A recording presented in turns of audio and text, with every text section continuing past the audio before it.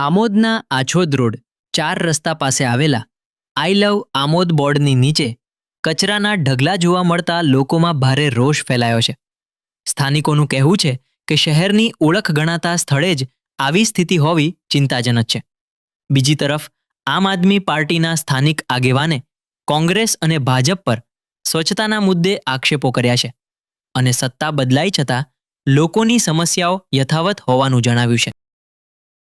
આ કોંગ્રેસનું ઘર છે, વોર્ડ નંબર 5 એટલે કોંગ્રેસની અંદર વર્ષોથી કોંગ્રેસ જ ચૂંટાય છે.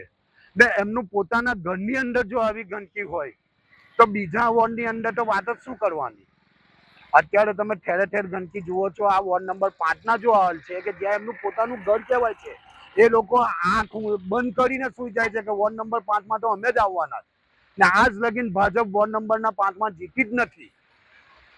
તો જ્યારે સત્તા એમને દર વખતે સત્તા વોર્ડ નંબરના 5 વાળા આવે છે, તો પછી એમને આ ગંદકીનું સામ્રાજ્ય વેઠવાનો વાળો કેમ? આમોદ પૂછે છે, આમોદની જનતા પૂછે છે, એમને જવાબ મળશે ખરો? આ અધિકારીઓ, સત્તાના લાલચુ લોકો આ જવાબ આપશે ખરા?